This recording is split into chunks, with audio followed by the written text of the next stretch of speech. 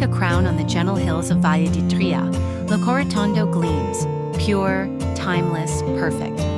A white labyrinth of narrow lanes wrapped in silence, where every alley whispers serenity and every doorstep is a postcard. Its name, meaning round place, reflects the circular layout of the old town, a rare and delicate geometry shaped by centuries of devotion and care.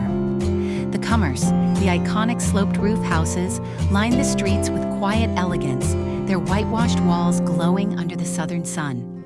From every corner, your gaze falls on the rolling vineyards, the silver olive trees, and the ancient trulli scattered like fairy tale whispers in the countryside.